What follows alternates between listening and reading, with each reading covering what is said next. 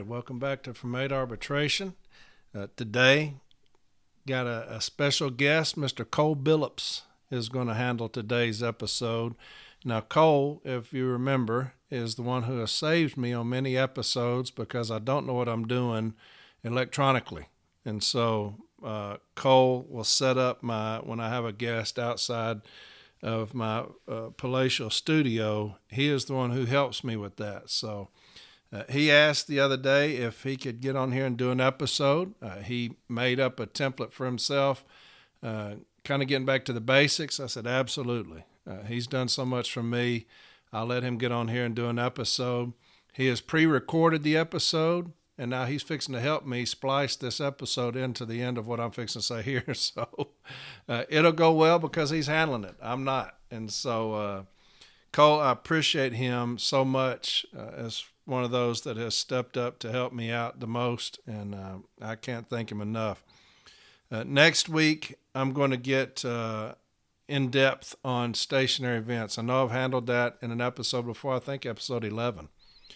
But a lot of discipline being handed out now based off stationary events because a lot of carriers are acknowledging that they've been stationary in the investigative interview. We're going to beat that both ways. We're going to beat it first way by them looking at us, using covert techniques, spying on us. Secondly, we're going to beat it even if we acknowledge it in the investigative interview. Even if we admit guilt, which we should never do, we should make management do their homework. When you admit guilt, their homework is over with. They no longer need to do anything because we admit guilt. But if we admit guilt, we're still going to beat it, okay? So we're going to talk about that in depth next week. I'm going to cover that as well as it can be covered. I'm going to give you an issue statement, an information request. I'm going to get some cites for you and a remedy requested. So we're going to cover all that next week because people continue to send me discipline based off of stationary events. It's coming off these memos. I've talked about that too much, but also I'm going to talk a little bit about why as a union are we treating management with kid gloves. We are absolutely treating management with kid gloves when it comes to how we treat them and how they treat us over similar situations. We do not go for the throat like they do. Management will go for the throat on us, talking about removals for things, and we won't even so much as get a cease and desist from them, all for the same thing. So why, as a union, do we treat management with kid gloves? I'm going to talk about that next week. Going to have some examples for you because we need a change at the hierarchy. Whoever the president is this week of this union, I don't know who the president is. It's kind of a rotating door right now. We need them to stand up and tell those below them, quit treating management with kid gloves. Quit doing that. Let's take them to task in arbitration. We're not doing that. So we need to get our head out of our ass as far as that's concerned. But that'll be next week as well. So I'm going to call out some business agents. You know I don't call names, but there are business agents that are failing their members terribly as far as treating management with kid gloves, kissing management's ass. Some of the biggest ass kissers in the union are business agents. They will kiss management's ass all day. I don't know whether they just like that or what, but I'm going to call them out next week. So make sure everybody listens. If nobody's ever heard of this podcast, tell them to listen next week because we're going to attack stationary events. Shop stewards, city carriers, Formal A's, branch presidents, business agents' office. Listen next week. I'm going to tell you how to beat stationary events, management disciplining us off of stationary events. Whether we don't admit guilt or we do admit guilt, we're going to beat it both ways. All right. So that's what we're going to talk about next week. Also, our ass kissing NBAs. We're going to talk about them as well because we got a lot of them. So anyway, I'm going to get off of here. Get on to FromAidArbitration.com. Make sure you're getting on there. If you know of an episode, go down to episodes, scroll down to it. Everything you're going to need as far as sites, as far as contentions, most of the time will be on that. Also, From Aid Arbitration, I haven't done this in a couple of weeks, and I'm going to do it today, but From Aid Arbitration, the Facebook page, make sure you get on there. A lot of good stuff. Discord is booming. So get on Discord. A lot of great stuff going on Discord right now. If you go on FromAidArbitration.com It'll have the link to Discord, Reddit. A lot of great stuff going on Reddit right now. That dude is amazing with the stuff he puts up. It's hysterical, but also a lot of good conversation going on Reddit. And so make sure you get on from arbitration.com. The link for Reddit is on there as well, okay? So I'm going to jump off of here. I'm going to splice in Mr. Cole Billups, who I appreciate more than he knows for the things that he's done to help me out with this podcast. So I'll see y'all next week, and we'll talk about a few things and get everybody to listen to it, because it's going to be a very in-depth, detailed episode on stationary events. A little bit more than episode 11, because I didn't know at that time it's going to be rampant like it is today because of these memos that we signed. So anyway, here's Cole Billups. Y'all enjoy him, and he's going to get back to some basics for you, all right? Thanks. Bye. Well, I just want to give a big thank you to Corey right out of the gate for even just letting me be on here. I don't feel qualified at all to be here, but I'll tell you a little bit about myself, how this episode came to be. But y'all forgive me if my country accent comes out too much. We were gone all weekend to Raleigh at the North Carolina State Convention, and we had a great time there. Very busy time, as some of you know how busy those can be. We got a lot done, made a lot of new friends, reconnected with a lot of old friends, and but when I get tired, as I am, my country accent comes out a little bit. So y'all just bear with me. But like Corey said, my name's Cole Billups, and I'm a shop steward in Asheboro, North Carolina. And I've been doing that for maybe 2 years now, I guess it is, which is certainly not the longest time. But over that short amount of time, I've made an effort to learn everything that I can possibly learn, but I've certainly not learned everything.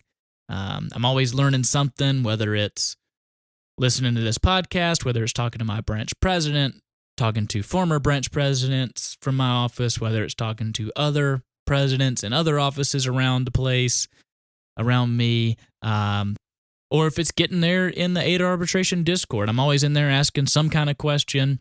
Sometimes I have the answer to one, but for the most part, I'm in there asking stuff. But yeah, I want this episode here to be helpful to you. Let me tell you how this episode came to be then. I was talking with somebody in my office the other day about, maybe becoming a steward, thinking about it, and I wanted to tell them, what it looks like to even be a steward, and I kind of struggled off the top of my head, because I wanted to tell them not only what it is to be a steward, but what it takes to file a grievance file. And like I said, I struggled. So I came home, and later on that day, I came home and I sat down and, I just started typing because I love to write.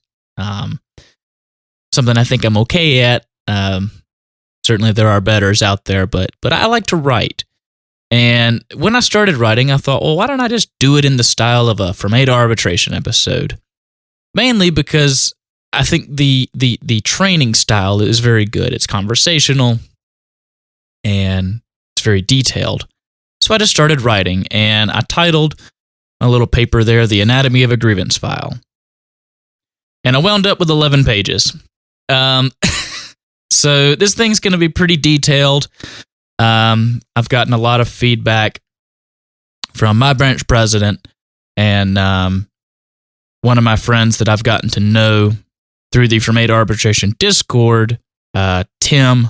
Thank you very much. I sent this thing to him originally, and I said, hey, I wrote this outline, and I'm thinking about sending it over to Corey. Maybe he can put it on the podcast or something. I don't know. And he read over it, gave me some really good feedback there. I made some changes. And, I sent it over to Corey, and I guess he liked it because he asked me to be here today. So, yeah, I am nowhere near as experienced as anybody else that's ever been on this podcast. I'm nowhere near as qualified as anybody else that's ever been on this podcast. But I really do appreciate the opportunity, and I'm going to try to make it helpful to you. So, like I said, I've titled it The Anatomy of a Grievance File, and that title doesn't really ring true, to be honest with you, because, well, it's much more than just the grievance file, and you'll see that as I go on. So, like I said, I've titled it that, but the first thing we've got to understand is how we even go about filing a grievance, and more importantly, what even is a grievance.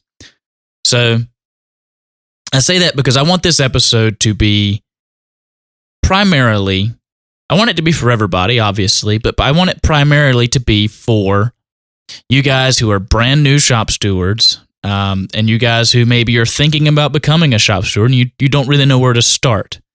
So I want this to be the place that you start. And I want you to leave out of here and go learn more. Because I can't tell you everything, because I don't know everything. So let's just jump right into it. I've already spent almost 5 minutes here just yapping. So, what is a grievance?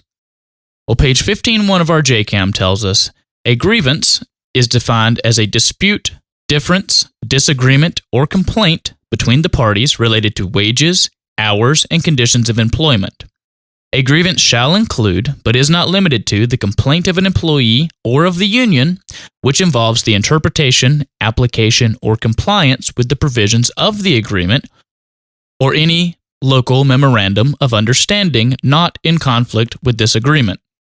So I want to talk a little bit about each piece of that, and hopefully help you to understand what our contract is saying there. Wages is the first one. Obviously, I think we all know what wages are. That's how we get paid. Probably our favorite part of the contract. Hours, again, we're probably all pretty familiar with our hours. That's how soon we get to go home. But the last one, the conditions of employment, it's pretty broad. But that covers pretty much everything else that we talk about. You know, that covers improper instructions from management. It covers it covers anything that they do wrong when it comes to your OWCP, if you have to file that. So I just want everybody to be a little bit more familiar then, like I said, with all the different parts and all the different types of grievances that we can be filing.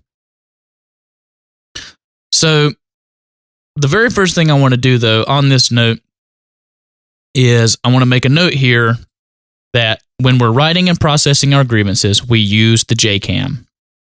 And you may hear contract, national agreement, JCAM, all used seemingly interchangeably.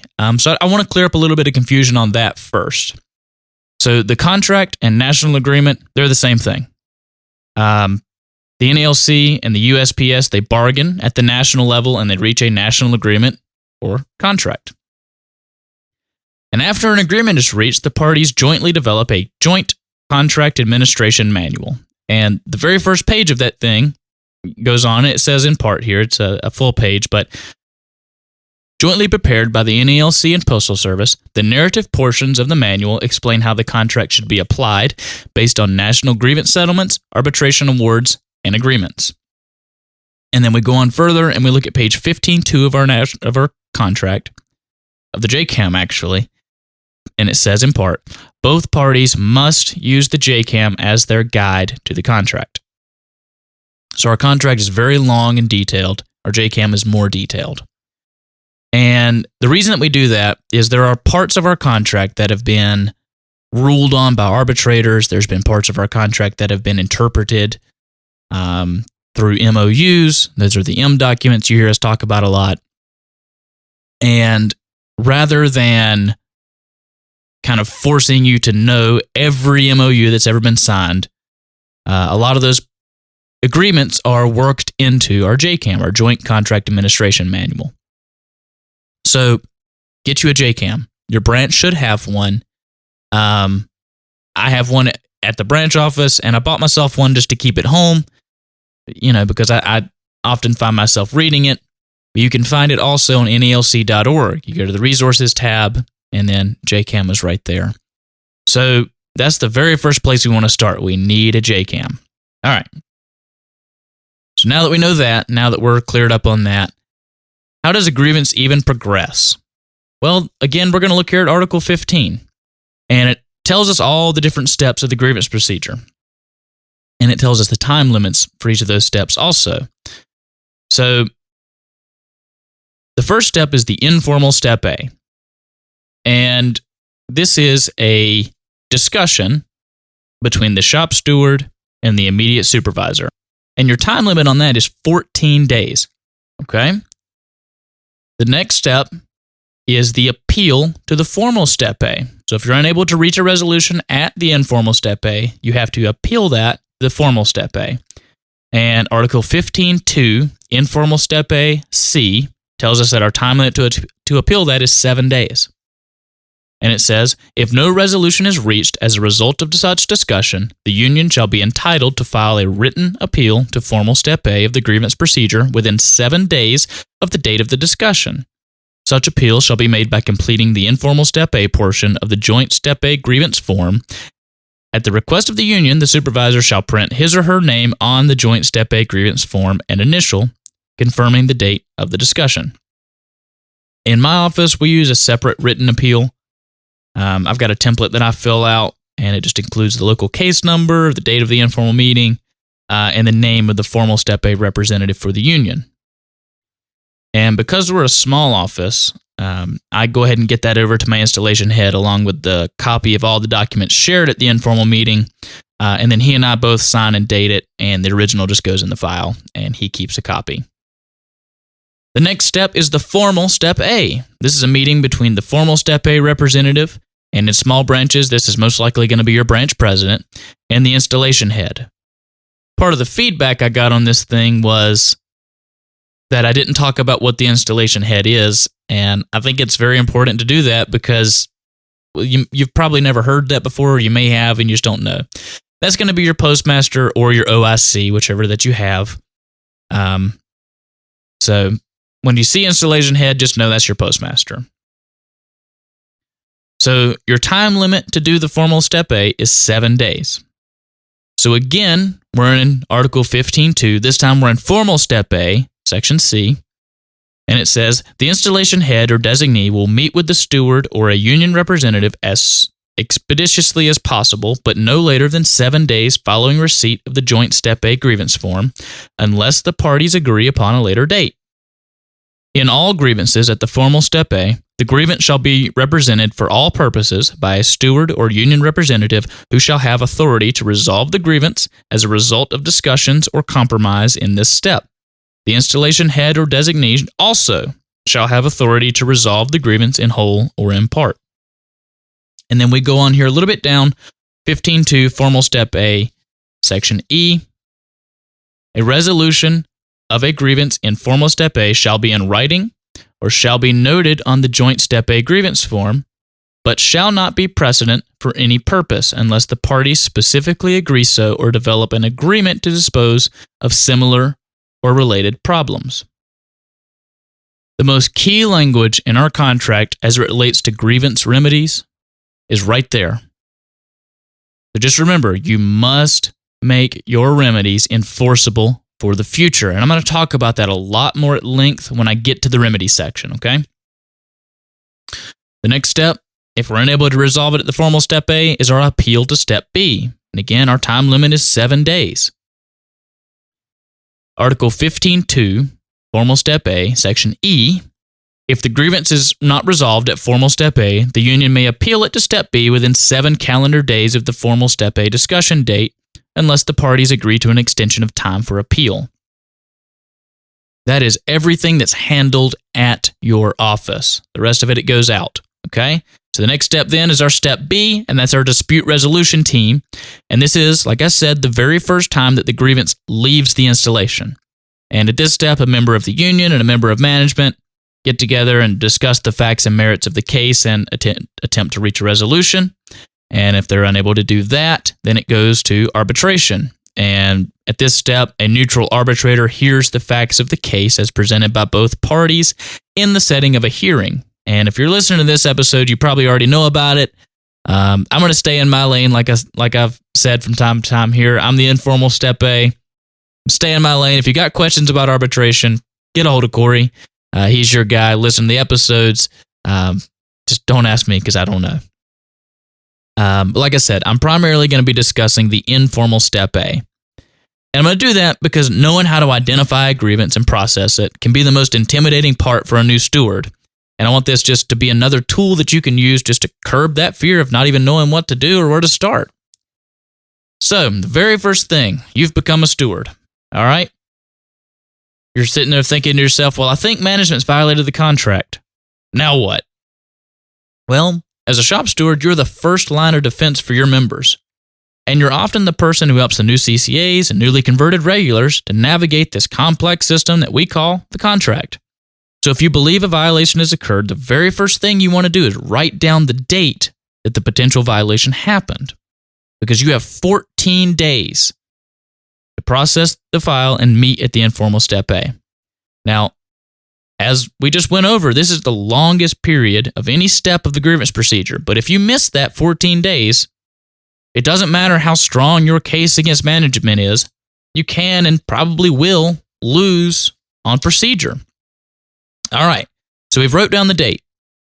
I like to carry a little notebook in my shirt pocket. It helps me out with that a lot because I just can't remember everything.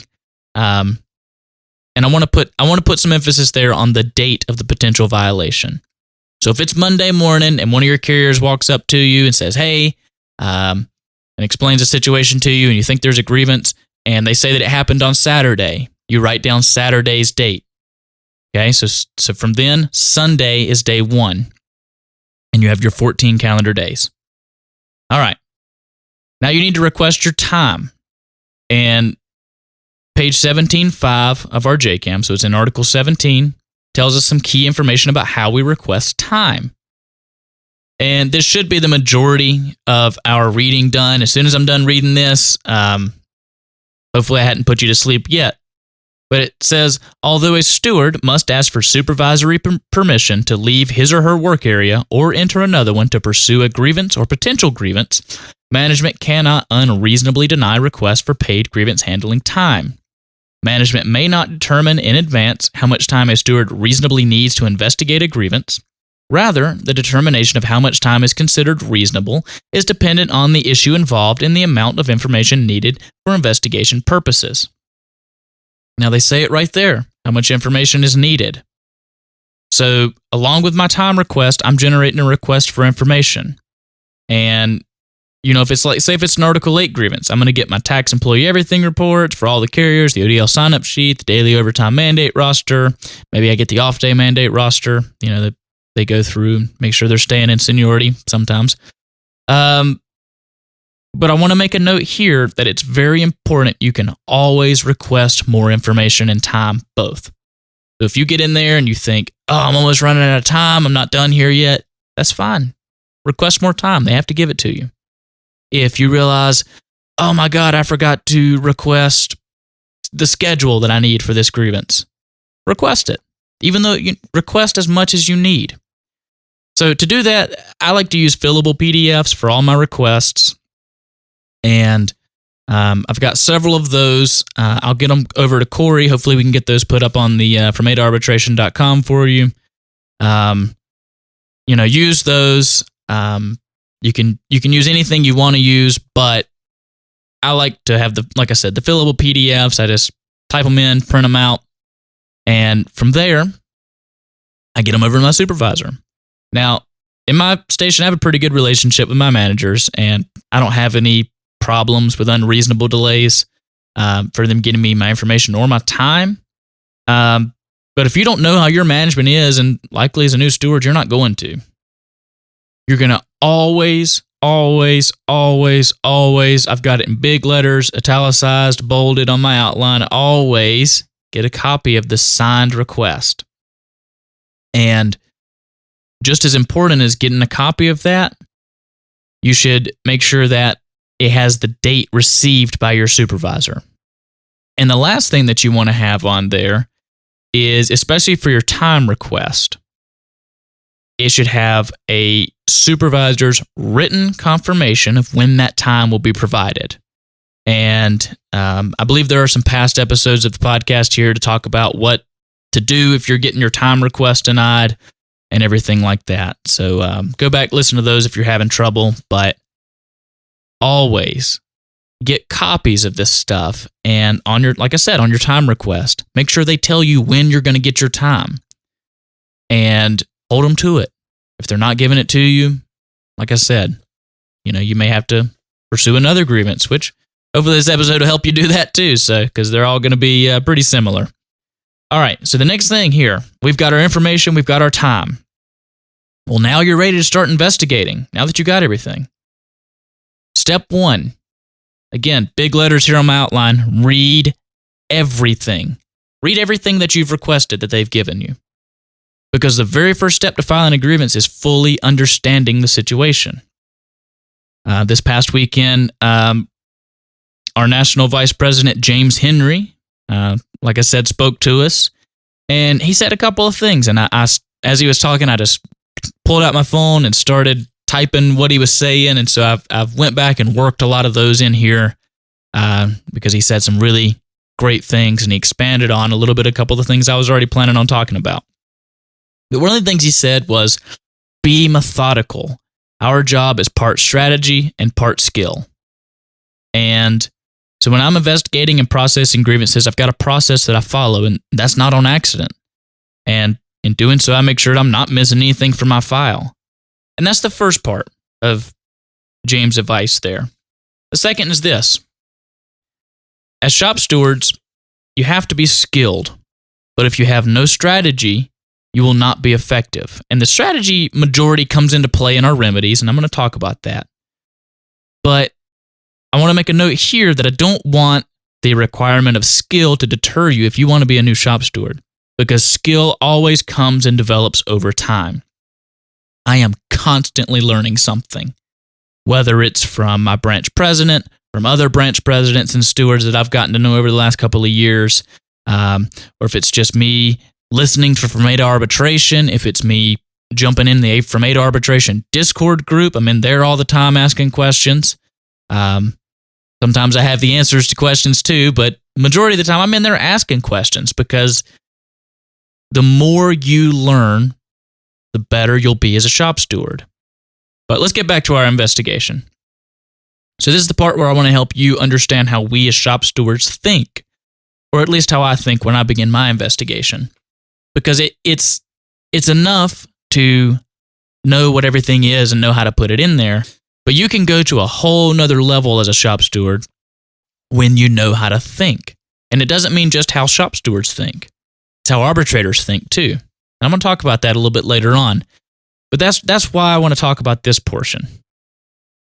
So, depending on the size of your office, you're likely already going to have a pretty good idea of what took place. I used Article 8 earlier as an example. The first thing I'm going to do is I'm going to look at the employee everything reports of all my ODLs, and I'm asking myself a few questions.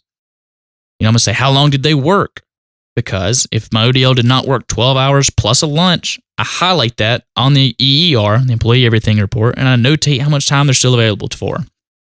So if I pull out one of my ODL's employee everything reports and I see that they only worked 9 hours and 25 clicks, well, I know they've still got 2 hours and 75 clicks of availability. So I highlight that 925 and off to the side. Sometimes I'll do it on the employee everything report itself, but to be safe, I like to put things off to the side. I write down their name, how much they work, 925, how much they're available for, 275. And I just make this running list. Now, if my violation's on a Friday, I got to look at how many hours they've worked this week. So again, as a shop steward, you got to be very detail oriented. And I still miss things from time to time. It can happen. It does happen. But we try to be detail oriented. So we got to make sure that we're looking at the entirety of the situation at all times. So I see that my ODLs have some availability. Well, was there anybody that worked that shouldn't have, that they could have been used, the ODLs could have been used for. So I'm going to go to my non-ODL carriers. Were any of them mandated to work off their assignment? And if they were, I'll notate how long off the assignment that was worked by our work assignment carriers. And like I said, I'm doing it off to the side. Sometimes I'll do it in a spreadsheet. Just do what works best for you, of course, in this. Next thing I'm looking at were any of my 8-hour only carriers required to work overtime on or off their assignment. And if they were, if it was on the assignment, I got to check the available auxiliary assistants. And this is where we as shop stewards have to be detail-oriented, because in the case of an 8-hour only carrier working on their assignment, the auxiliary assistance is at the straight time or regular overtime rate. So you can't just go punching in numbers. You got to make sure you understand exactly what's going on. But if it was off assignment, again, we're going to go back to our ODLs, see if they worked 12 first. And the next thing I'm going to look at is, we've already written it down, but how much total time was my ODL entitled to work? And so, like I said, we just go down, we write that down, and from there, I have a notation of all the facts. Now I can start looking at the relevant contract language. Now, I'm not going to spend the entire time detailing Article 8, but my point here is that even if you think something happened, you have to remember that nothing happened if you can't prove it. And that's another point that James Henry made this weekend. He went on to say that you document everything in your grievance file with the proper documents. Okay, well, if we have to document everything with the proper documents and we prove that it happened, how do we prove that something happened or did not happen? Well, we do that with a few things. We do that through the information that management has provided us. We do it with interviews with carriers. We do it with carrier statements, or we do it with interviews with management. And I'll go through each one of those. And this won't be an exhaustive list, but it's the things that I use and have successfully used. The number one thing you're doing is the information that management provides. And because as a shop steward, you have access to a wide variety of information. And management must, you know how much we love that word around here, must. When management must do something, we love that. They must give that information to you.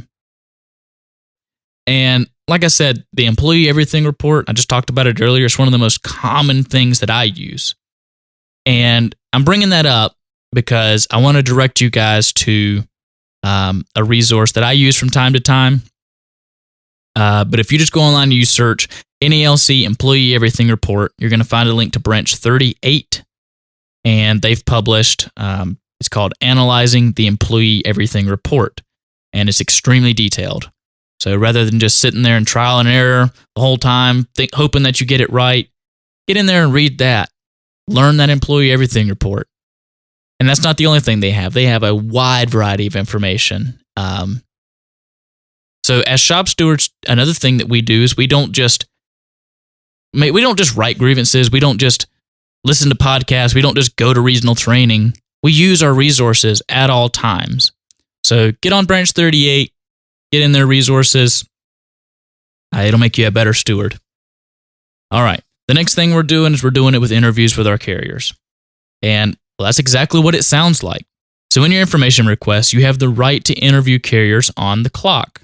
Now, I don't know how often you're going to be doing it, but it is a very powerful tool to have in your arsenal in the situations that it can be helpful. For example, on these HIP grievances that we're filing all over the country, and I know I filed one, you can interview every carrier and ask them, hey, did you receive this training? Did you take this online course? You can also interview other postal employees and even customers. Now, I've never interviewed a customer. I've never been in a situation where I think I need to have interviewed a customer. But on some rare occasions, I'll interview some clerks. And I'll give you an example of that. When we had our start time changed this past time, we didn't believe that it was proper in accordance with the M39 to do that. So we initiated a grievance. In my information request, I requested to interview our clerk who does the hot case in the morning. And I had just a few questions for her. I interviewed her, wrote them down, and they made it into my case file. The next thing you can do is you can interview management. So since we're on the topic of interviews, I love to interview my postmaster. Because if I can get him to admit to violating the contract, well, that makes me feel pretty good because he knows I've caught him at that point. But it can really glue together my entire case file. Everything that I prove, if I can show that my postmaster did it, knew he was doing it, did it intentionally, my case just gets that much stronger. Now, it's important to remember that we should very, very rarely ever be asking questions that we don't know the answer to. Right? So since I was just talking about it in the start time change, I already knew, because you're in your office carrying mail every day, just like I'm in my office carrying mail every day. I see what goes on. I knew with pretty high certainty that they had never conducted a piece count on the mail to determine that 80% of the mail was not at or on the cases. I pretty well knew that what they were doing is just going around with a measuring stick like they do, sticking it in a tub, writing down some number that, may or may not be accurate. And they punch it in to do us. So when I interviewed my postmaster, I said, have you ever conducted a piece count? No, of course not. Why would we do that? But I already knew the answer to that, but I got him to admit to it, okay? So you also don't want to be asking questions that could potentially be hurting your case file. And, especially if you're a brand new steward and you maybe just don't know exactly what the right questions to be asking are, it might be best to phrase your questions as a yes or no question. And the reason I say that is it'll help you to avoid management saying things that could hurt your case.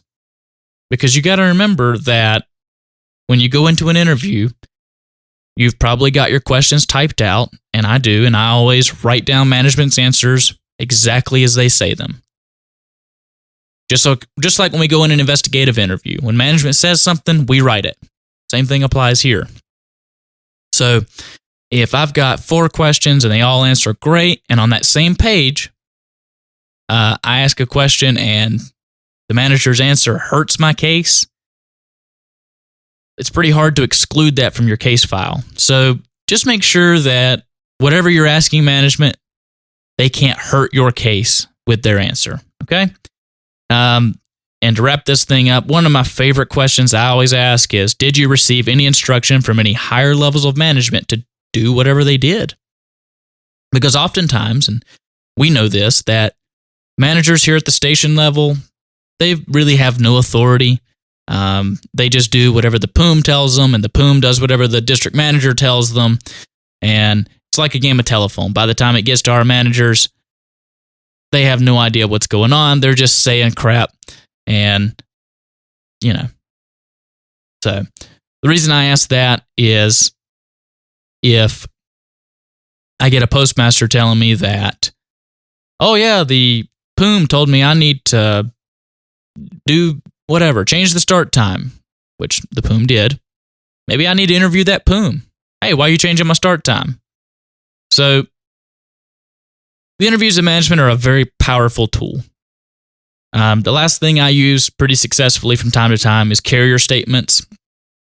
Your mileage may vary on this one depending on your carriers and how willing they are to write a statement, how well they write a statement. As shop stewards, it's very important that we have more integrity than management. And the reason I'm bringing this up now is with my carrier statements, I never write a statement and have a carrier sign it. I have done that in the past, and looking back on it, I don't think it was the right move. But your carriers can write statements on different issues, whatever's coming out.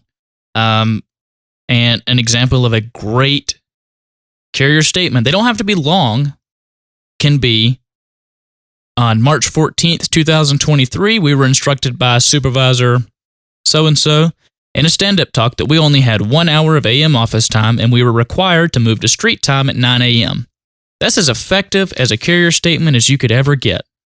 because it tells you a specific date, it tells you a specific supervisor, where the instruction was given, what the instruction was.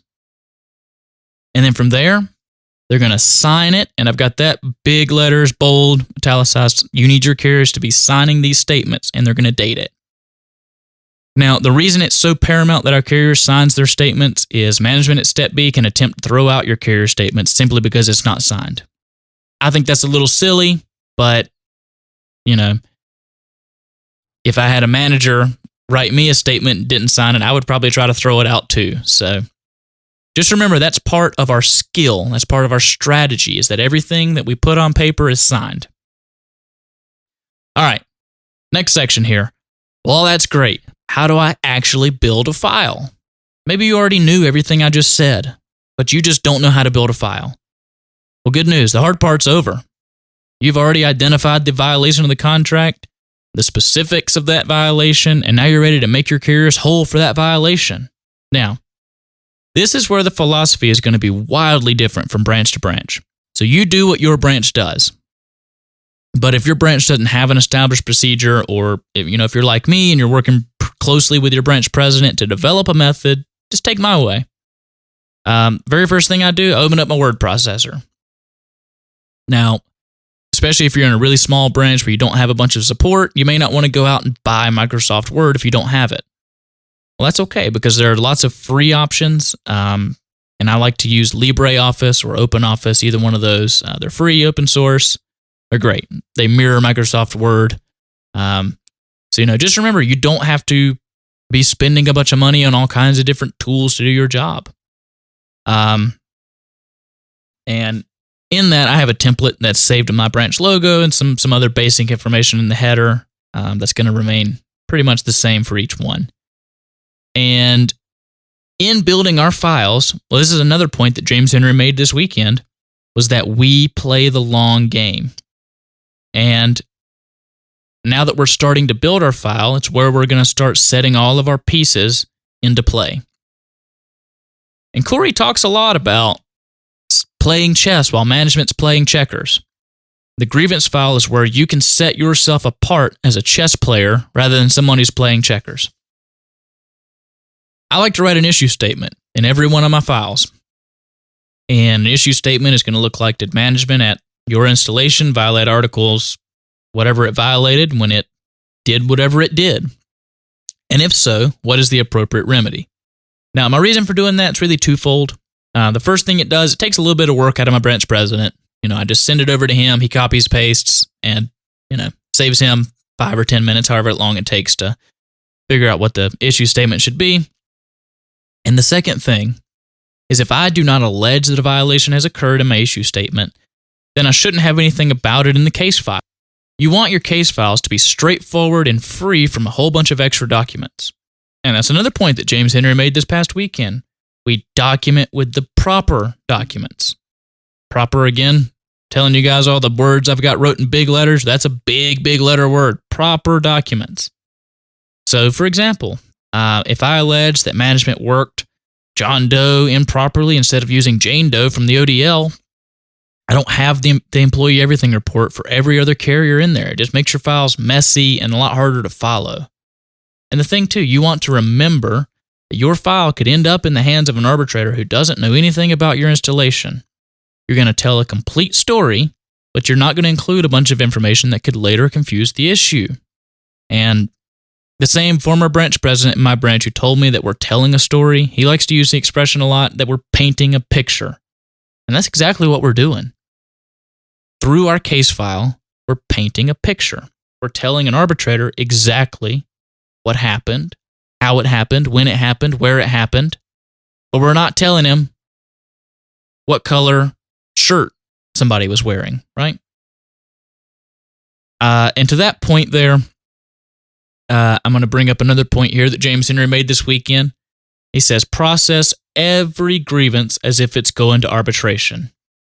Because even if it doesn't, at the very least, you get more experience doing your job as a shop steward.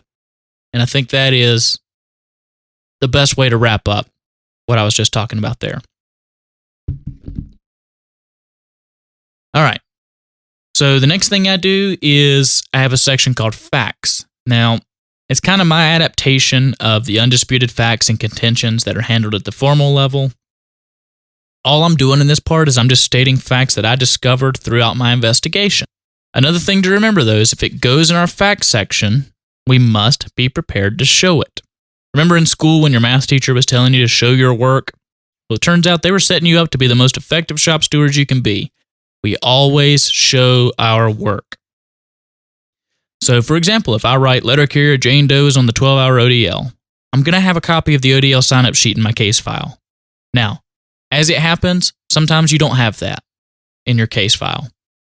At that point, your formal representative can put Jane Doe is on the 12-hour ODL in the undisputed facts, and management can sign off on it. But we don't want to do that to our formals. We want to have everything in there for them. My philosophy is that I'm taking as much work off of my formal representative, my branch president, that I can when I do these grievances. All right. Another thing, if I wrote letter carrier John Doe worked 1 hour and 15 clicks off of his assignment on City 4, well, the tax employee everything report is going to show that. And I like to highlight the portions on there in my employee everything reports. I'll write, when they moved to City 4, when they moved back to their route. And then sometimes I'll write the total time, on there. I'm just showing all my work so that when I'm in the meeting, I have everything right there and just available to me. After that, I'm writing contentions. And if you guess that these aren't necessary for the informal step A, you would be correct. However, just like in the facts section, is where I detail what I found. So a basic contention, management at your installation violated Article 85D of the National Agreement when it required John Doe to work off his assignment before maximizing all available ODL letter carriers. So again, if I'm writing it in that section, I must be able to show it in the file. It's a checks and balances is what it is to me. If I write it in my issue statement, it goes in my facts. If I write it in my facts, it goes in my contentions. If it's in my contentions, it's in my facts. If it's in my facts, it's in my issue statement. So another thing that I like to do, especially when I'm writing these out, I like to imagine that I'm going to hand this file over to my neighbor, and I'm going to have my neighbor be able to understand exactly what violation occurred. So I like to refrain from using as much postal jargon as I can. Obviously, you're going to use ODL, CCA, PTF. Those are pretty well established within the contract itself. But,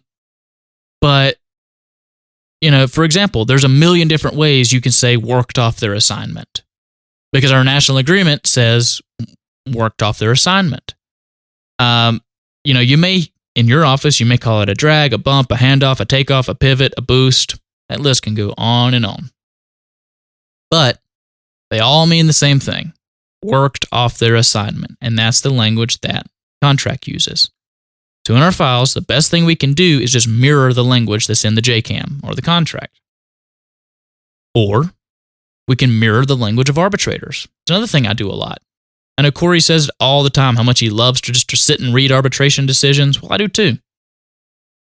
So, in a case where I'm citing an arbitrator, I'll flip over to the discussion portion and I'll just read how the arbitrator was thinking through the case.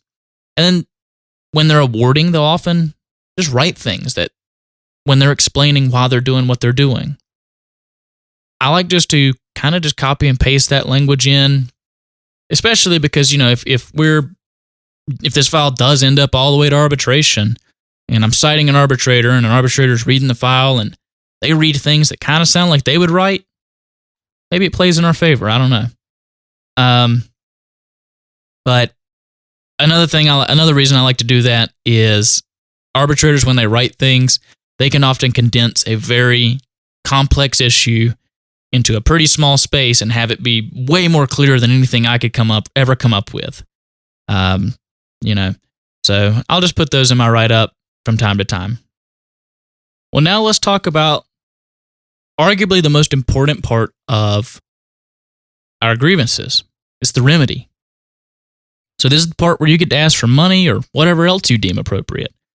And obviously it's going to be highly dependent on the nature of the violation. But some things that you should include in every remedy, you should always say management will cease and desist violating article, and then whatever your grievance is about here. Another thing I like to have is any and all money awarded as a result of this settlement will be paid no later than 7 days from the date of this agreement, and the union will be provided proof of payment no later than 7 days from the date of payment. Now, I'm going to talk about that for just a second. There's a reason that you put management on the clock for when they pay these grievances out. They do not like to pay you. Even though you're entitled to it, even though they've agreed to pay it, they do not like to pay it. You have to put them on a clock. And, if you don't, you can end up in a situation where you've got a postmaster sitting on year-old settlements. Yeah, I'm going to pay them soon. Just put them on a clock. And then as soon as that clock is up, if your guys haven't been paid, you should be finding out from them. Go talk to your supervisor. Hey, why have these grievances not been paid? And then from there, 7 days are going to come and you don't have proof of that payment. Well, now you've got another grievance to file. So, and it just builds your position. All of this just builds. And that's what you're doing. You're laying the foundation here. So the next thing you want to have in every agreement is any other remedy that the DRT or an arbitrator deems appropriate. Now, you want to put that in there because you don't want to tie the hands of Step B when they get your case and your Step B rep might be going, well, God, we should be paying twice what they're asking for here. If you don't have that in there, they can't ask for it. Same thing with arbitrators. If an arbitrator is looking at your case file and they think, oh, man, we should really be paying, I should be awarding double what they're asking for, but it doesn't say it in there, they can't award it to you. So give them all the authority to add remedies. And the last thing you want to have in there, this is more so for the formal Step A's, is you want to have this settlement will be precedent setting and citable for your installation. Now, the reason that I say that is, according to our contract, formal Step A's are not precedent setting or citable. So you want to make it that way. So if you, in a formal Step A, get $10 per day for whatever the violation is, and you settle at the formal Step A, well, the next time you come around, your postmaster can say, well, it's not precedent setting. I don't have to give you $10 this time. I'm going to give you nothing. If you make it citable and precedent setting, and you get the $10 per day for the violation, the next time around, you're filing a grievance, you look at your postmaster and say, look, I've got a precedent setting agreement right here to $10 a day. I want 10 again, and then on top of that, I want another 10 because you continually violate our national agreement. You continually violate our contract. So these are the things that are really going to help you when it comes to getting escalated monetary awards. So now I get to share some more pieces here that James Henry shared with us over the weekend. I think this is probably the best place to put them. We want to make sure all of our settlements are enforceable for the future. Because I just talked about it a minute ago that we're always building and building and building. So if these are enforceable, we build up to the next level. So this is where we're playing the long game. That's another thing he said. We're always playing the long game as stewards. He went on to say that if we chase the money, our remedy dies with that grievance. But if we chase the enforceable language, the money will always come. If our language is just pay so-and-so X amount of dollars. Okay, they got paid. Great. Well, now what? What happens when it happens again? We just pay them again? Or when it happens again, do we get to look at management and say, hey, you've already agreed to cease and desist. You've already agreed to stop. You've already said you'll stop doing it again. You've already agreed that future violations of the same nature may result, or will result, is even better, will result in an escalated monetary award. You've already agreed to that. Why are we here having this meeting? Not only do I want him paid for the time that he's owed, I want him 50% more than that. Not only do I want him Not only do I want all my carriers paid $10 a day for whatever the violation is, I want $20 a day. I want $40 a day.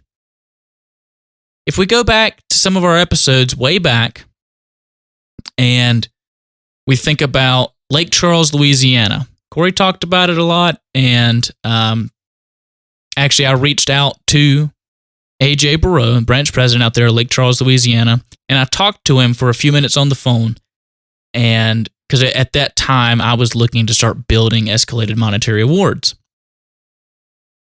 And the reason I talked to him was they got, and Corey talks about it, and you can go and read the arbitration sites if you've got access to that. They get $1,000 for every carrier, every single time Article 8 is violated. How did they do that? They made language enforceable in the future.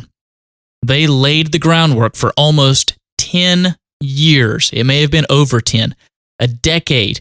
They laid the groundwork. They made language enforceable, and they built and built and built. That's what you can do as a shop steward. And of that enforceable language, cease and desist. Management understands the power of cease and desist. And that's another thing, like I said, James Henry was talking about this weekend. And he said the more that management resists you on a cease and desist, the more we must persist. Management does not want us to have cease and desist language because it is so powerful. It means one thing and one thing only. All right. And the last thing James Henry talked about was we have to place emphasis on our settlements saying what we need them to say. And like I said it earlier, we don't want to tie the hands of Step B with a weak remedy request and then not even give them the power to step it up. Our remedies should be the part that scares management because they know that not only are we going to make our carriers whole for the violations, not only are we going to instruct and tell management, hey, stop doing that. Don't do it again. Cease and desist. Not only that, they know that the next time they do something, we're going to ask for more. And then they do it again, we're going to ask for more and more and more and more. Until they stop violating the terms of our agreement. It is not optional. M1517. Compliance with grievance settlements award is not optional. Put that in every Article 15 grievance. It is not optional. Complying with our contract is not optional. Management, get them to agree to cease and desist. And I know a lot of you out there are having a hard time at some of your higher levels, some of your Step B, some of your business agents not giving you cease and desists. Just persist on. Ask for it anyway, every time. You will get it. You will always, in the end, if you persist, you will always get everything that you're asking for. All right, I've spent a little bit too much time on that. Kind of got off on a little bit. I got away from my outline for a minute. But what we're going to do now with our files, we're going to put them together. Put them all together. So I like to order my files. The first thing I have in there is I have all 3 pages of the 8190 on top. Next is my write-up, and that's that document that we talked about earlier. We're writing our issue statement, our facts, contentions, and we're asking for our remedy. Paperclip that together, put it right underneath the 8190. Then I've got everything that proves my allegations. So it could be my employee everything report, my ODL sign-up sheet, a carrier statement, my notes from the interview, anything, whatever it is, put it in there. Next thing, I'm going to have all the relevant contract language printed out. So I go online to nalc.org and I just go to the JCAM on there, pull it up, print out all the pages that contain the specific language that I'm talking about. So if it's 85D, print that out, just whatever it is. If we're using any M documents, like I said, we're citing M1517 in every Article 15 grievance, I hope. I'm going to have M1517 in there.